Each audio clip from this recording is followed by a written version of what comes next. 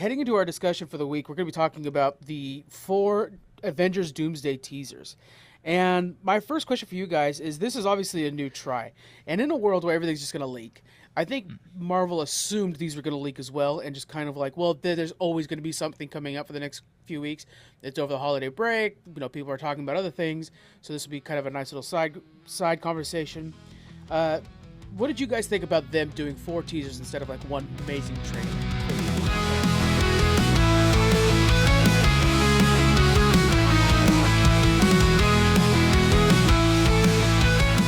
That's smart, really, because we don't want to steamroll over details, and people already pick stuff apart. You see a hour-long video of somebody dissecting a movie trailer, where if you're just letting out tiny snippets at a time, the information can be fully dispersed and taken apart, whatever, and then another tiny piece comes out. So it helps, I think, build more excitement behind it. All the theories can be flushed out and stuff, and then people might make a bunch of crazy theories, and then the next teaser comes out and it like changes, or it squashes half of them or something like that. But I think it's just smart on their end that it's really maximizing the engagement with the audience. Jonathan, what you said there makes so much sense to me. It's like you're allowing them to have the leaks. That's inevitable, and that some people like they build the brands off of. But also, it's so little detail, so little information that all we could do is like do the what ifs and not necessarily say like, well, this shot means this, and totally ruin the plot before the movie's up. That is very handy. I like that a lot. And to some degree, a little bit of misdirection, to where there's, instead of one obvious, this is what's going to happen, there's going to be so many theories that go in all different directions that it makes it like a white noise. Like, okay, well, nobody knows because there's so many fan theories out there. Versus if you give it enough to where there's just like 2 or 3 fan theories, we know it has to go one of these ways. And like the ending of Game of Thrones, nobody's going to be happy with it no matter how it ends, because their imagination exceeded the writing. Yeah, that too. Yeah. So to let it become a white noise of theories is probably a lot better for them, for the writers. Yeah. I like it. That's well said. I'm not completely convinced that Marvel, this wasn't the plan. I'm like, I kind of think it was. Like, if you look at, big reviewers, try Goofy, he was calling out Soups, not calling him out in like a bad way, but just saying like, whoa, check this out. Like, I'm not supposed to say this. But then you see that he's at the Russo Brothers studio filming the trailer. So it's kind of like, okay, was this the plan? But to your point, Jonathan, I think what I love about these teasers is that there isn't plot to them. All we're doing is we're catching up with characters we already love. And you might be a fan of Captain America or Chris Evans' Captain America. You might be a fan of Thor. You might be a fan of the X-Men. But basically, it's 4 different parts of what we're going to be seeing in Doomsday. They're individual groups, right? And Captain America, Chris Evans, is his own thing. Like, he's his own fan base alone, right? Yeah. Because of how well his movies did through phases 1 through 3. Then Thor. Obviously, people love Chris Hemsworth Thor. Like, that's his own thing. Why is he praying to the All-Father? Odin's gone. So that's already interesting. Gives us nothing about the plot, just tells us what the character is up to. And then we saw the X-Men. Oh, crap, they're back. We see, like, our Charles Xavier that we were growing up, and our Magneto, Patrick Stewart, they're back. And are we talking, like, spoilerish for the latest one? Yeah, so it sounds like it's going to be the Fantastic Four in Wakanda. And so Namor. Namor? Ooh, he's in it. I watched the trailer already. Oh, you saw it? Okay. Yeah. Dang, all I can think about is Sue Storm and Namor. That's going to be me too. Spicy. But, okay, that's its own group of fans as well, too. And it's really cool. Like, if you know comics, like, the Fantastic Four and Wakanda has interwoven a lot. Like, there's a lot of connection between those groups. It doesn't seem like it would on, like, just throwing it out there, but in comics, it makes a ton of sense. And so I think it's great. I think that's its own group of fans. And again, I still don't know what's going on, how they're going to mash all these worlds together. So it's just from a purely, like, interest standpoint, I think this is a really smart strategy. Yeah. I think it comes down to trying to remind us that this Avengers is going to be different than any past Avengers. In all the Avengers movies before, we've followed basically a centralized Avengers group. And now we're going to be, this Avengers movie is going to feel a lot more like a comic book or a comic book event, really like a crisis event for DC or something, where we're following different teams doing different things. That it's going to be this global problem, Doctor Doom, and presumably they'll lose, and then we'll get Secret Wars. And so, kind of setting that expectation up, not necessarily defining those different divisions, but I mean, obviously that the Wakanda one will be its own division. We know that much, but so for like seeing Steve Rogers, for example, that's bringing back the original Avengers. It's going to kind of remind you of like Sam Wilson's Avengers team. The next one, maybe Chris Hemsworth and stuff like that. That's talking about fatherhood and kind of reminding you of Phase 4 and all the newer movies. Kind of reminds you of Thunderbolts a little bit. And then, so I think we're kind of getting these different divisions. I'm also looking at the themes. The first two are clearly about fatherhood. We're seeing Steve Rogers with a son, which, that could be an encouragement. We'll get into that in a sec. But, then we're seeing Thor, who's wanting to make sure he could return back to love, his daughter, who herself is a very powerful character at some point in the comic books as well. And we do see at the end of Fantastic Four. At the end of Fantastic Four is Doom with Franklin, right? Yeah, so it's Franklin. Like, wait a minute, is this going to be a through line with all of them? So do you guys think that maybe there's a theme that they're trying to tell us through all of these, that there's a parentage theme going across all of them? Yeah, that's it. Yeah, I think you nailed it. And to an extent, maybe this is Marvel's transition of, hey, we got to pass the torch to the next generation, and the things that we've fallen in love with the whole MCU, it's coming to an end and going to be shifting into a new era. Yeah, I mean, it's reboot, totally. Like, some of these characters are going to need a happy ending, right? Like, not everybody's going to get it. Maybe not everybody's going to make it, but somebody surely has to have like a happy ending where, it is about their kid and just kind of, like, I'm done. I'm putting down the shield truly this time. But, who knows? They're going to make all these actors do it till they're 90. But, hopefully there is like truly a passing of the torch to some of these, and then those stories end and it resets in a way, and we get new casting, and these characters will live on with a whole new story, and that's completely not tied to the Infinity Wars. Like, I think they tried, but I think they half-heartedly tried. Phases 4 through 6 now, it's like they introduced a character. I don't know, maybe it didn't do as well as we wanted. But the interconnectivity that we got so much in phases 1 through 3, like they're going to have to do a lot of connecting in this movie, and they're going to have to do it seamlessly so that you feel like I'm not chewing on, this isn't Thanksgiving dinner with like a bunch of different families of different ethnicities coming in, where it's like, hey, the Wags are bringing Chinese food, and the whatever, it's just like so much smorgasbord. They're going to have to make this seamless and make it fun. But yeah, I think fatherhood is going to be the thing that ties them all together, and that's going to be cool. But, I don't know. I have faith in it. I think they're going to pull it off. I don't know what it is. And I kind of love that I don't know what the plot is. That is nice. Yeah. We know where it's going because of Secret Wars. They called their shot a little bit too soon on that. That's how they always do it. But, yeah, it'll be interesting to see where that shakes out. Do you feel like at the end of this next two movies, are we going to be ready for the reset? Do you think that the Russo brothers are the right guys to end things off of this saga or this era? Yeah, I think so. I think that they can do it. I mean, they've obviously shown that they understand how to work within the Marvel system. They understand depth of characters. They understand action. I think they're actually really good at making like kinetic, powerful scenes. The elevator scene will always be peak. Yeah. Even the knife fight between Winter Soldier and Cap in the streets, like, will always be peak. Like, they're obviously going to be able to do that. But I think they also are able to give characters their moments. Like, one thing you get out of Endgame is that you have so many characters in that final battle, and everybody gets that one moment where you're like, yes, that's what I want to see from them. Spider-Man gets the kill all, tentacle spikes stabbing everybody. Black Panther gets his kinetic blast. Like, Hawkeye has the moment where he's flying up the shaft, slicing everybody with a katana. Like, everybody gets their moment to shine, and you need that in these giant, like, Avengers. That was the coolest thing in all the Avenger movies. That first movie, when they were all flying through the city or fighting in the city, and everybody gets their moment. Great. Age of Ultron, we all got to protect the center. That's dope. Like, they're going to be able to land that. And I think, regardless of like if the story is perfect, everybody's going to have a cool moment, and I'm super down for that. So I think I may be putting too much of the blame on the Russo brothers. I should be putting it more on Kevin Feige and MCU as a whole then, because I'm a little concerned that like Endgame finished or was such a masterful movie, and I think it's actually my favorite, especially theater movie ever. But they fumbled the transitional phase so hard that they're basically trying to, oops, let's try it again. And the plane's flying around for the landing, and if they're not going to have that chance again. You know what I'm saying?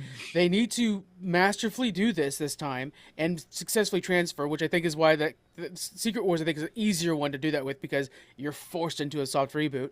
So I'm a little worried that like I'm putting a little more weight into after these movies than I did with Endgame. I never had that concern with Endgame, but I am with this one. Yeah.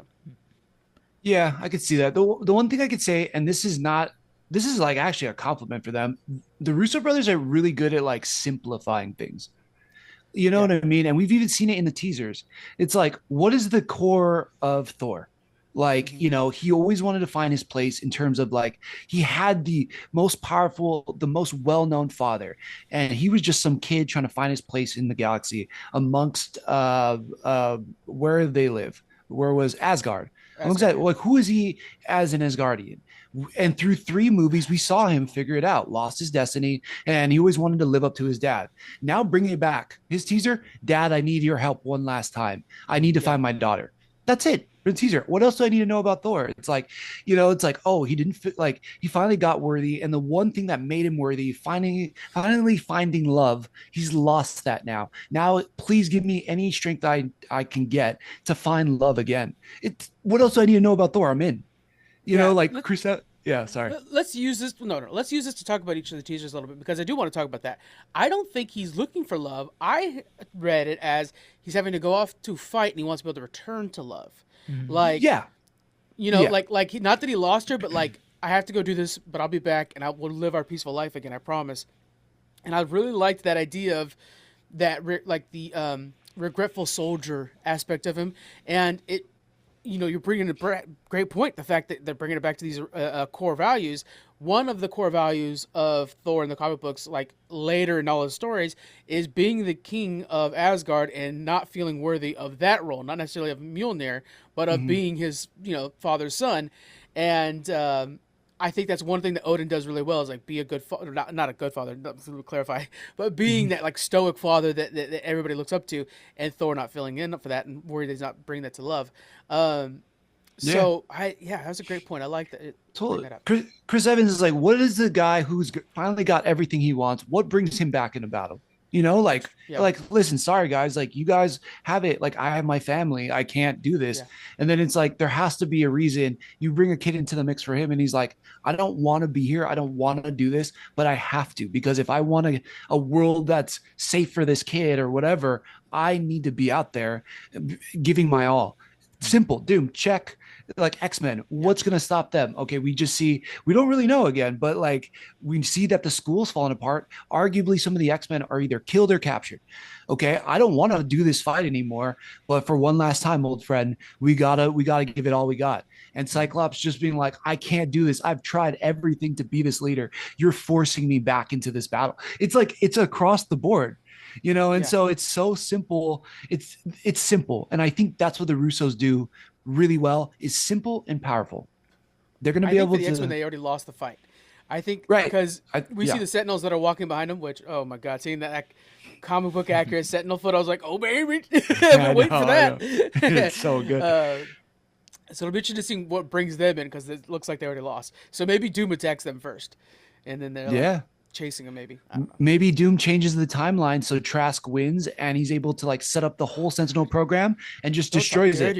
I know. It's like there's very easy things they could do to piece this together, and it's all by little blips, right? We got like, that's what they did in Infinity War. They gave us, no, actually in Endgame, they gave us blips of like how all this is going to coincide so that they can ultimately win. And you're right. We get little blips of all about what they lost. And then it's like, oh crap, okay. Now all of a sudden we have to get back and it's funny, if you want me to make it more full circle, look at what Tony Stark says in Endgame.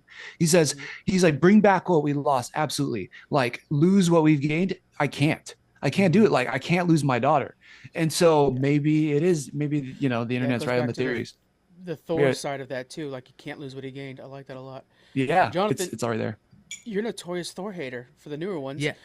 This is Was this makes me redemption very for you? hopeful. Yeah, could be because this isn't the frat bro that he became in the first Right. movie. We see this redemption where he's going from being an immature kid to being a responsible young man, willing to take on his father's mantle. And then in 2 and 3, I think are the only ones after that. He's just like 3 and this 4. joke. Okay, 3 and 4. He's just this like frat bro, and which is funny, but. Like save that for was it Peter Quill? He's great for the Right. comedy guy, but this guy's supposed to be the noble, honorable, true North kind of guy. And luckily, it looks like raising this young girl helps kind of bring him back to those values and wanting to be like his father and raise her to be honorable and everything like that. So I'm looking forward to that change in his character. Same. I love Thor in the comics when he's trying to take on the mantle so much because he talks a lot to Yggdrasil, the tree, because it's kind of like the thing that connects all of them, and so he talks to that one a lot. And he does talk to his dad, who's not there anymore, a lot. And then in Donny Cates, he finds him. He's just in a bar without powers, but nevertheless, there is kind of that constant looking back at your legacy and trying to save it. The unreleased teaser, just because I know that you guys haven't. Probably seen it yet. It does show that Wakanda is being defended by Shuri and M'Baku. We see that Namor is there; he's being called up, and they're talking to the Thing from Fantastic Four. And I didn't think about how in the comic books those groups are always with each other. You oftentimes see the Fantastic Four helping out Wakanda for some reason. I don't know why those always just click well, but they do. Yeah. And so it's gonna be fun to see them combine. What's interesting to me is they're in some desert scape. It doesn't look like Wakanda. Wakanda's like a jungle, very green. Yeah, and it's not like Namor likes desert. Yeah, exactly. Right. So I can imagine the Fantastic Four maybe crashing in the desert when they come to the planet. But yeah, for these other two to be there naturally doesn't make sense. So that has to have been them coming together. Another fun fact too, like Black Panther was actually introduced in the comics from Fantastic Four. So there has always been that connection. Namor wasn't introduced in Fantastic Four, but he was part of their run when they first came out in the 60s. Like he was part of that. I think he was in like the first 5 comics. So like there's a lot of history between all these characters. And I love it. They connected Wakanda and Talokan through technology, through the heart shape, or I guess like the vibranium.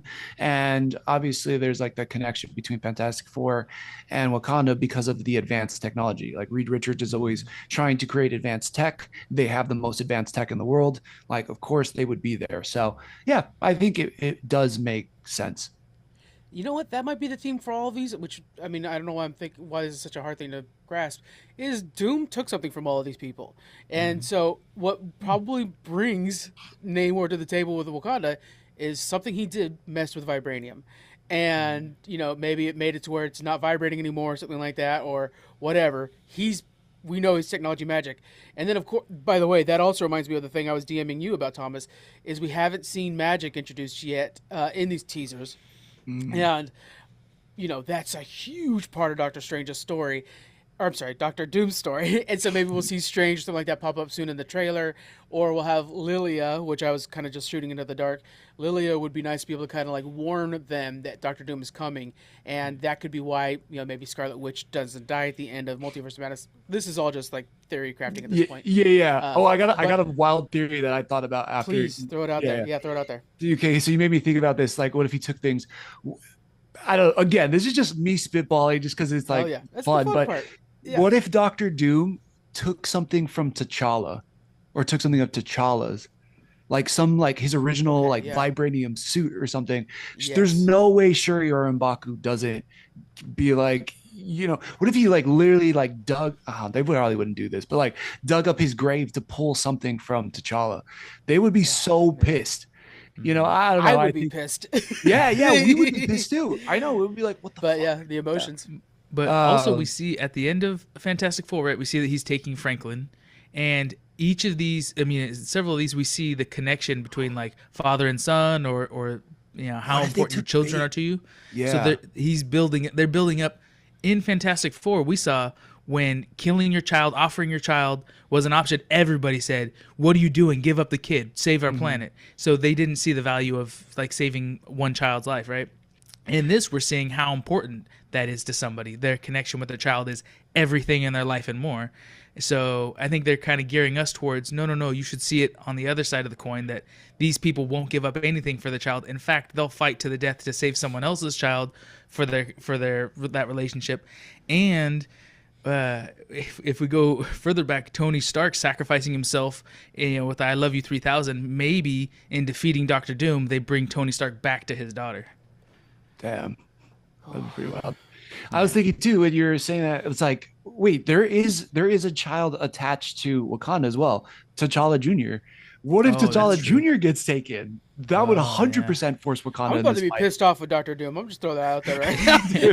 Is he taking all his powerful successfully kids? working. Yeah. Is he doing the Stranger Things finale? Dude, that's rounding up kids.